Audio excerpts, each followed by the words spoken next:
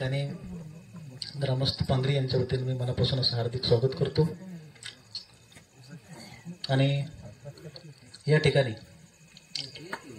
सन्माननीय अरुणाबा गोरे यांचा सत्कार सुरुवातीला या ठिकाणी मी पप्पाबाई मुलानी आणि चांदबाई मुलानी यांना विनंती करतो की आपण आपल्या वस्तूवर या ठिकाणी त्यांचं स्वागत करायचं आहे. चांदबाई कुठे कुठं खरंच हां पप्पाबाईंनी दिलावर सत्कार करा आबांचा.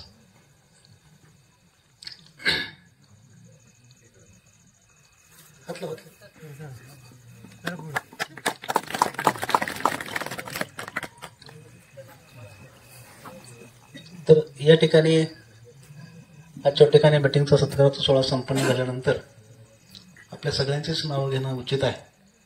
परंतु कार्यक्रम आपला संवाद म्हणजे एकमेकाशी चर्चा करण्याचा असल्यामुळं आपण काही गोष्टी बाजूला ठेवतोय.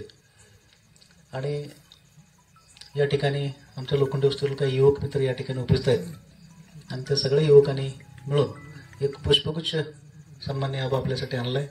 त्यांचाही आपण सत्काराचा या ठिकाणी स्वीकार करावा. आणि मी सर्वांना विनंती करतो आपण सगळे एकत्र यावं. सगळीच तानाजी बापू असतील सगळ्यांनीच 2 मिनिटं ठीक आहे सगळीच या बापू या पुढे. कुठे श्रम बापू कुठे लोखंडी कंपनी सगळ्यांनीच पुढे या 2 मिनिटं. लोखंडी वस्तीच्या वतीने या ठिकाणी सन्माननीय आबांचा सत्कार संपन्न होतोय. लोखंडी वस्तीला सगळीच आणि प्रमुख साधारण सगळे त्यांनी या 2 मिनिटं फोटो काढून घ्या सत्कार करा. मनापासून असं प्रेम असते आवर्जून त्यांनी गुच्छ या ठिकाणी सन्माननीय भाऊंच्या प्रेमाखातर आबांना द्यास ठरवले. सन्मान आणि सत्काराचा सोहळा या ठिकाणी संपन्न होतोय.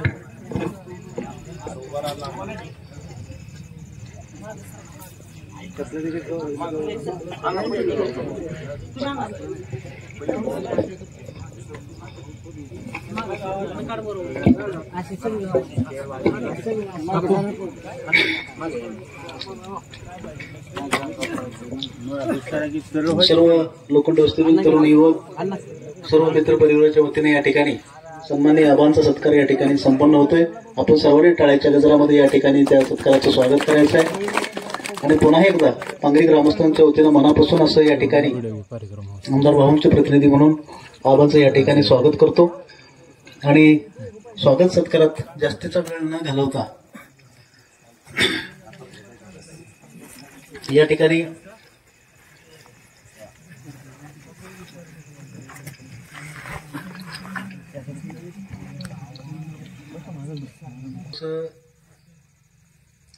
ज्या वेळेला माणसाचं पहिलं लग्न होतं काय आणि पहिलं लग्न झाल्यानंतर तिचा काडीमोड होतो आणि परत दुसरं लग्न होतं आणि दुसऱ्या लग्नाच्या बायकोनं दिल्यानंतर पहिल्या बायकोची आठवण येते. साधारण लॉजिक आहे. तसं आमच्या साधारण राजकारणाची सुरुवात मुलांनी वस्तीपासून झाली. गेली 10-15 वर्ष मनापासून स्वर्गीय बाबा माणिकबाई मुलानी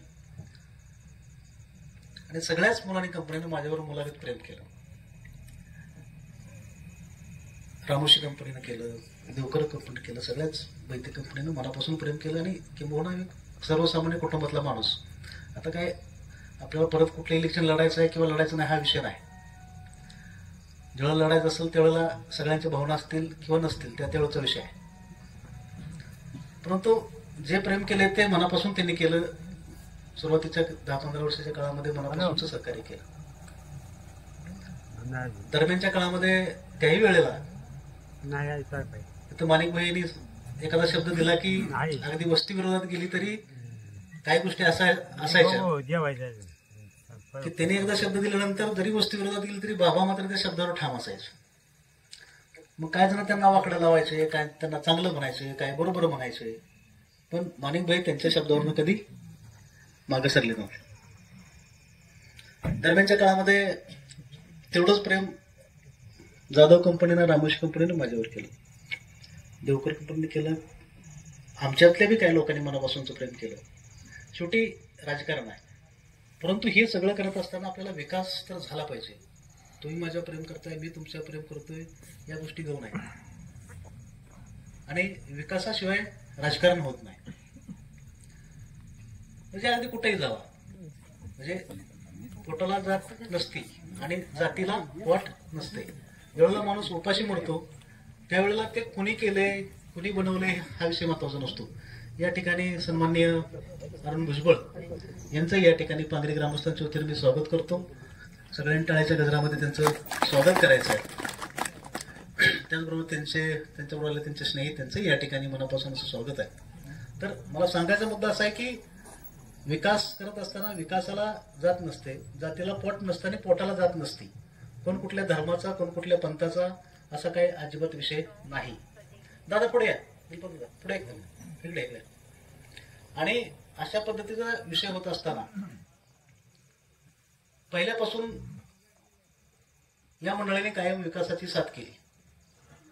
आणि सुरुवातीच्या कालखंडामध्ये काम करत असताना अगदी सुरुवातीच्या काळामध्ये मी सरपंच झाल्यानंतर या ठिकाणी भास्करराव गुडगे काका शिक्षण आणि अर्थ समितीचे सभापती होते. आणि मग त्या काळामध्ये या ठिकाणी एक मशीद होती, छोटीशी मशीद होती, पिपरणीची झाडं होती भोवताली. आणि या सगळ्या मंडळीचा विकासासाठी हात असायचा. मग त्यामध्ये चांदबाई होते, नशीरबाई होते, सगळीच मंडळी होती. तेव्हा मशिदीचं आमचं वॉल कंपाऊंड झालं पाहिजे. आणि आम्हाला 1900 माझ्या माहितीप्रमाणे 2007 साली 4.5 लाख रुपये मशिदीच्या वॉल कंपाऊंडला दिले. आज एवढी देखणी मशीद आहे की माझ्या माहितीप्रमाणे आसपासच्या एरियात कुठंच अशी मशीद नाही. एवढी चांगली मशीद आपण त्या काळी उभी केली. त्याच्यानंतर तिथं फरशी बसवली. त्या ठिकाणी सार्वजनिक शौचालय उभं केलं की जेणेकरून बाहेरचे लोक तिथं नमाज पडायला आले की त्यांना राहायची, संडास बाथरूमची सगळी व्यवस्था त्या ठिकाणी उभी केली. एक पाण्याची टाकी तिथं आपण उभी केली. त्याच्यानंतर पाईपलाईन केली, एक बोरवेल दिलं, अंगणवाडी दिली, त्या अंगणवाडीला वॉल कंपाऊंड दिलं. त्याचप्रमाणे त्या काळी जेवढी माणसं इंदिरा आवास योजना होती त्यावेळेला, आता प्रधानमंत्री आवास आली, इंदिरा आवास योजनेतले जेवढे लाभार्थी होते त्यावेळेला 100% ती यादी आपण पूर्ण केली. त्याचप्रमाणे महालक्ष्मी मंदिर एक तिथं बांधलं.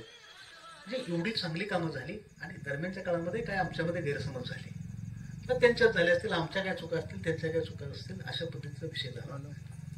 परंतु त्यांचा कुठलाही वैयक्तिक कार्यक्रम असू द्या, त्यांचा कुठलाही घरगुती कार्यक्रम असू द्या, आमच्यातली सगळी मंडळी मनापासून त्यांच्या कार्यक्रमात इन्व्हॉल्व्ह व्हायची. सगळ्या गोष्टी झाल्या. परंतु काही गोष्टी घडत गेल्या. आणि मागच्या काही कालखंडामध्ये आम्ही असेल, निसारभाई असेल, पापाभाई असेल, चांदभाई असतील किंवा अगदी तय्यबभाई असतील, छोटू असेल, आपला अस्पाक असेल, ह्या सगळ्या मंडळीशी आम्ही सविस्तरपणे बोललो, चर्चा केली. किंवा थोडंसं चुकल्यागत वाटते, कुठेतरी आपल्याला एकत्र यावं लागेल.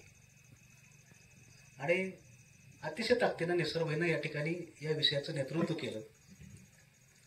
त्या सगळ्या विषयाला पापाभाई असतील किंवा चांदभाई, तय्यबभाई या सगळ्यांनी सहकार्य केलं. आणि एका विकासाच्या वाटेवर पुन्हा एकदा जायचं ठरवलं. भवनच्या माध्यमातून तर आता गावात चाललेली विकास काम आपण बघतोय. आमच्या अतिशय जिव्हाळ्याचा प्रश्न 60 लाख रुपयाचा बिरोबाचा सभामंडप, 60 लाख रुपयाचा सभामंडप. आता आजच्या डेटला भाऊने सांगितले की गेल्या यात्रेमध्ये वचन दिलं की मी सुरुवातीला 40 लाख देतो म्हणले होते. यात्रेत आल्यानंतर बिरोबाच्या सभामंडपाची पाहणी केली आणि त्यांनी शब्द दिला 60 लाख रुपये देतो. आणि 60 लाख नुसते नाही दिले तर येणाऱ्या यात्रेच्या दिवशी नारळ फोडलाय. सोपं नसते 60 लाखांना. ते करत असताना कदाचित आम्हाला झाला असेल त्रास, पण ते आपल्या कामासाठी झालेला त्रास आहे. परंतु त्या माणसानं केलेलं कष्ट आपल्याला कधीही नाकारता येणार नाही. आपल्या बिरोबा देवाची वार्षिक वर्गणी माझ्या माहितीप्रमाणे राजाभाऊ 2 ते 2.5 लाख, 60 लाख दिला म्हणजे एकूण 30 वर्षात जेवढे आपल्या देवस्थानला पैसे मिळणार आहेत तेवढे त्या माणसानं पैसे दिले ना, का नाही दिले? 60 लाख दिल्यानंतर त्याचं कौतुक व्हायला पाहिजे का नाही? माझ्या माहितीप्रमाणे आपल्यातल्या कुणीही कुठल्याही माणसानं या विषयावर राजकारण न करता एका स्वच्छ भावनेनं भाऊंच्या पद्धतीनं भाऊंना आपण ताकद द्यायला पाहिजे. तरी पण तो गारग्या कुठला? पळशीचा. कुठली पळशी माहित नाही. गारग्या कोण आहे सांगा बरं. कोणाला बोटावर करा, कोणाला गारगे माहित आहे नाही. बोटावर करायची. सुपारी घेणारी मंडळ आहे, कोणाला तरी पुढं केलं जातं, पार्टीचं म्हटलं जातं, आणि मग 1000, 2000, 500, 1000 चाललाय कार्यक्रम. संपले ना आता. 4 दिवसानं परत काय काय 4 दिवसानं सांगा ना, काय 4 दिवसानं काय 4 दिवसानं काय. हा, तुम्ही आम्ही सगळं भोगलंय. जाऊन रडीला येतं का नाही, तेव्हा कुठं जायला लागतंय सांगा तुम्ही, कुठं जायला लागते. ही सगळी परिस्थिती आहे. त्यामुळं अतिशय सजगपणे छोट्या मोठ्या गोष्टीमध्ये कुठेही गाफील राहू नका. आणि जर समजा अजित दळस म्हणून माझ्यावर राग असेल तर निश्चित माझ्यावर काढा. राजू दळस बद्दल नाराज आहे तुमची तर राजूवर काढा, बाळू चव्हाण नाराज तर बाळू चव्हाण काढा, लक्ष्मी असतील त्यांच्यावर काढा, आणि कुणावर काय काढायची काढा, आणि शिरमा बापू काढा, नाहीतर त्या बापू लोखंडावर काढा. गावातली भांडणं गावात ठेवा. परंतु आपल्या तालुक्यातला माणूस आहे. आणि ही झालं विरोध मंदिराचं. तसाच विषय हनुमान सभा मंडपाचा. 10 लाख दिले होते, दुसरे 10 लाखाचं पत्र दिलं तर ठीक आहे. पार्टीत बी काही गोष्टी आबा झाल्या, परंतु पुन्हा ताकदीनं गेलो, पुन्हा ताकदीनं 10 लाख दिले, पुन्हा वाढीव 10 लाख मारुती मंदिरला आणले. गावातनं स्टँडवर जाताना रस्ता सगळा उसकटला होता का नव्हता उसकटला. आता 69 लाख रुपयाचं काम चालू आहे. पांगरी स्टँड ते गाव कुणी मागणी केली नव्हती. मोरगाव रस्ता ते येळेवडी रस्ता करा अशी कोणाची मागणी नव्हती. हाय कोणाची मागणी, कोण म्हणलं का आमचा रस्ता करा, म्हणलंय का. 30 लाख रुपयाचा रस्ता मंजूर आहे. किती? 30 लाखाचा. आता मग त्या जाधव वस्ती तर वेगळं काही सांगायची गरज नाही. पाण्याची टाकी वित्त आयोगातनं 5 लाखाची. जिल्हा परिषद शेषमधनं 20% रस्ता चालूला 5 लाख दिले. पांदीतनं आबा सायकल जात नव्हती, जात होती का बाळासाहेब सायकल. गेल्या वर्षी आपण तिथं 3 लाख टाकले. आता गाडी सुसाट निघते 180 न. बिदलला जायचं म्हणलं तर हिकुंड गावात जायचं, गावातनं बिदलला जायचं. आता गाडी मोरदऱ्यातनं सुटली की मधनं रामस्वस्तीवरनं बिदलला जाते. पण तर जाते का नाही, हे कुठलं झालंय सांगा ना. ह्या गोष्टीचा विचार करावा लागेल ना. हा, या झाल्या गोष्टी. त्याच्यानंतर आता आपला गजी चौक आहे बिरोबाचा. गजी चौक ते मर्यादा सभा मंडप तिथं 10 लाख. आणि पुन्हा गजी चौक ते राहिलेलं मोरदऱ्यातलं पांदीतलं पुन्हा उसकाटलं मोरदऱ्यातलं मुंबईकर. परत उसकाटलंय मोरदऱ्यात जाणार कॉन्क्रीट. परत 10 लाख टाकलेत, मंजूर आहेत. नाही मी काय म्हणतो, पांदीतला रस्ता रुंद करा की. ठीक आहे, आता ते नालं काढले किती होते, तिथं 10 लाख टाकलेत. कोणाची मागणी नाही, मागणी आहे कोणाची. हे न मागता सगळं मिळलंय. आणि काय होते कधी कधी न मागता काय मिळलं की त्याची पण जरा जाहिरात किंवा महत्व कमी होते. सांगायचं तात्पर्य एवढं आहे की मी आपली संवाद किंवा आपण चर्चा करतोय म्हणून मी आबांना म्हणलं होता संध्याकाळी जरा निवांत या तुम्ही, हे लोकांशी आपल्याला बोलायचं आहे सविस्तरपणे. हे आज आम्ही निर्णय तर घेतलेलाच आहे. सगळ्यांनी आम्ही खंबीरपणे पूर्ण ताकदीने कुठलाही भाजप पक्ष किंवा कुठलं काही बाजूला ठेवून एक आपला आमदार साहेब म्हणून एक ओबीसीचं म्हणून हे आम्ही सगळे पूर्ण ताकदीने भाऊचं काम करणार आहे. ह्यात कुठला बदल न होता आम्ही खंबीरपणे भाऊचं काम करणार. एवढंच बोलून मी थांबतो. जय हिंद, जय महाराष्ट्र.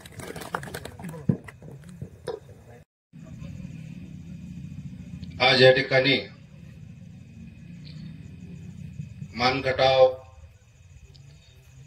मतदारसंघाच्या विधानसभेच्या निवडणुकीच्या प्रचाराच्या निमित्तानं या ठिकाणी उपस्थित असलेले या गावचे सरपंच आणि आदरणीय आमचे मित्र डॉक्टर अजित दळस, त्याचप्रमाणे या गावचे आमचे दुसरे मित्र विठ्ठल नाना, या गावचे सोसायटीचे चेअरमन देशमुख साहेब, तसेच या ठिकाणी उपस्थित असलेले माजी सरपंच दळस साहेब, सर्वच व्यासपीठावरील लोखंडी कंपनी असतील आणि बापूराव असेल,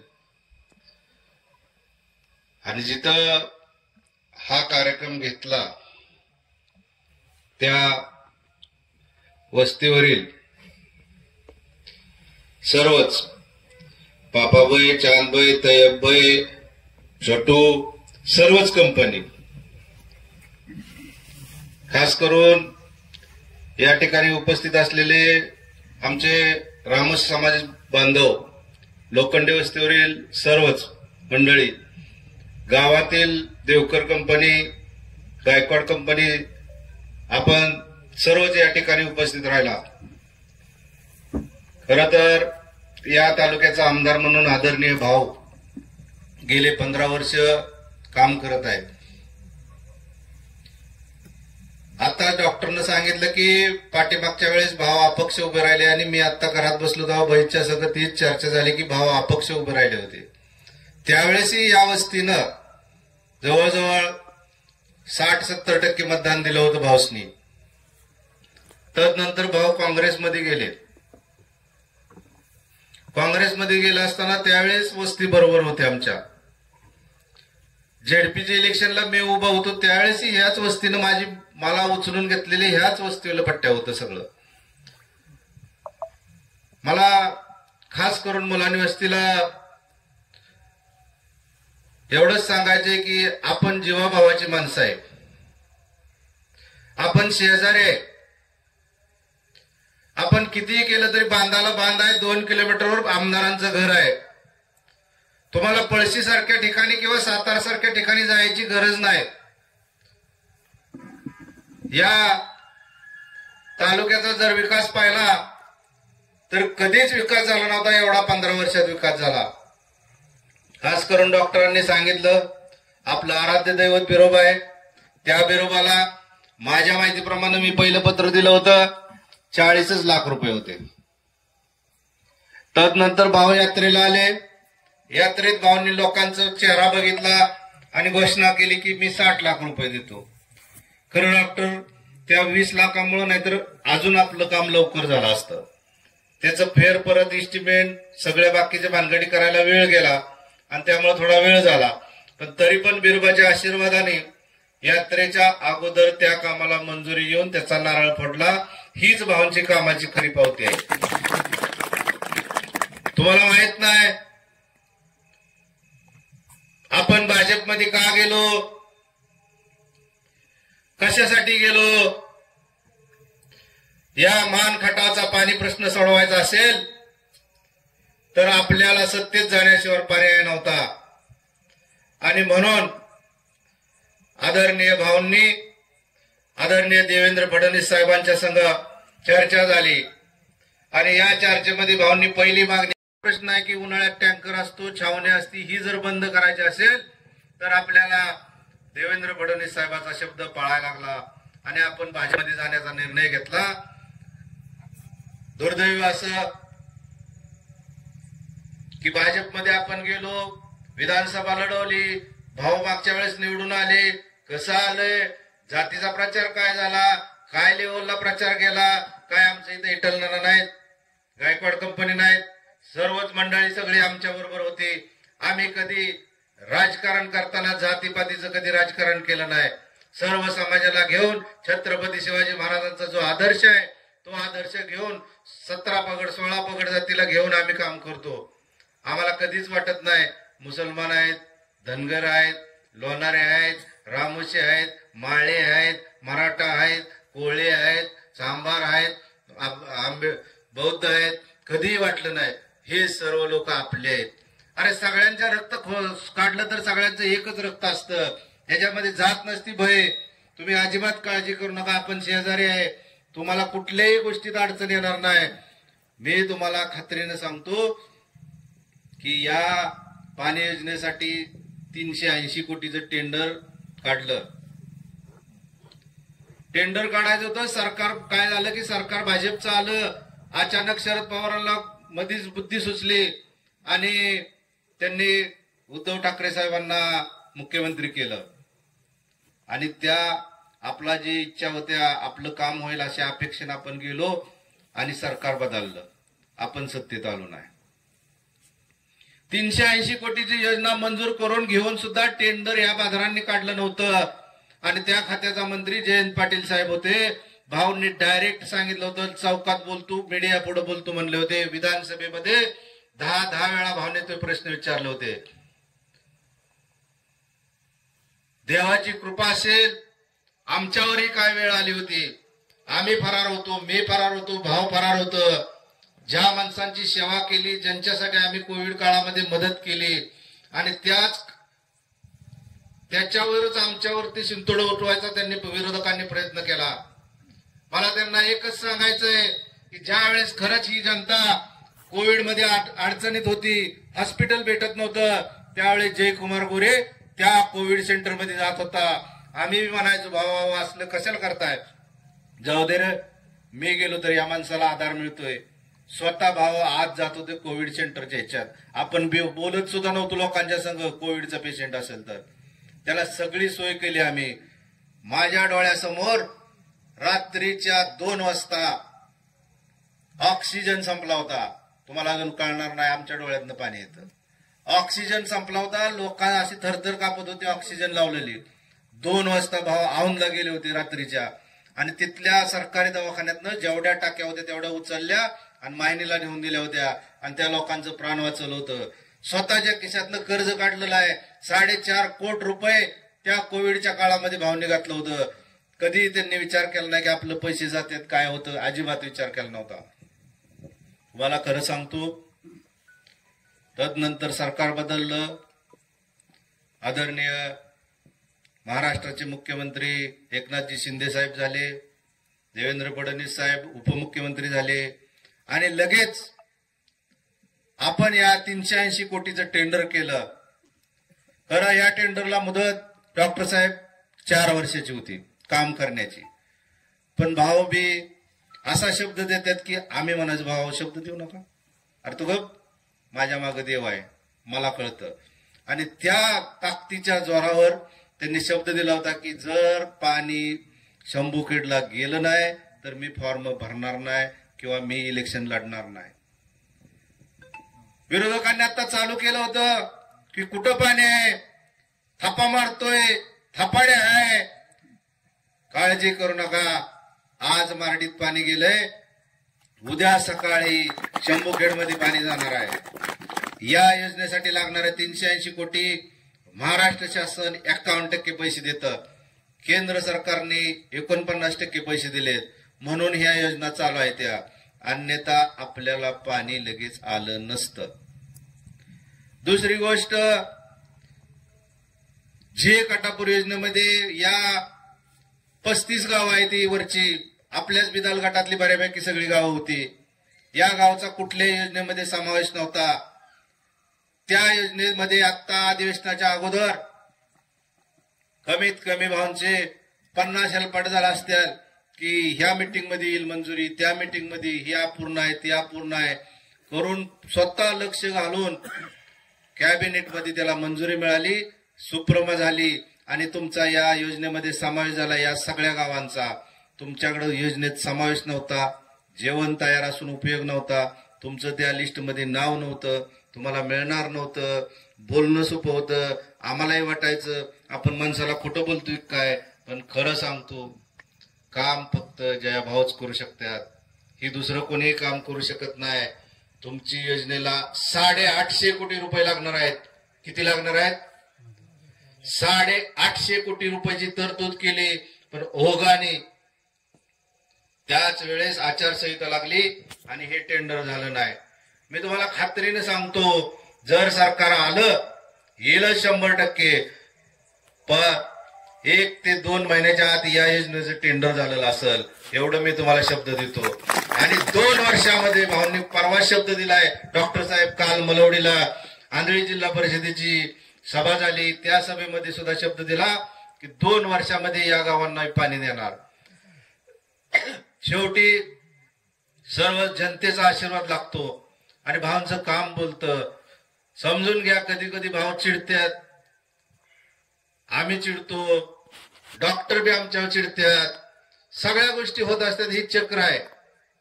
बऱ्याच वेळा झालं पांगरीवर अन्याय करण्याची वेळ आली, आमच्या मनात कधी पाप नव्हतं, पण आमचीही काय मंडळी फडसाळ आहे ती.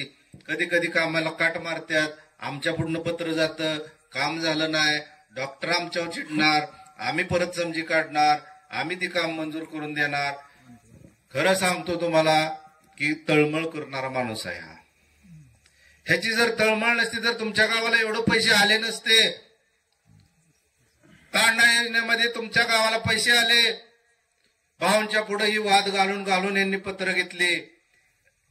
जिल्हा परिषदेमध्ये शिवला फोन केला भावांनी, ऍडिशनल शिवला फोन केला आणि यांची सर्व कामं घ्यायला लावली.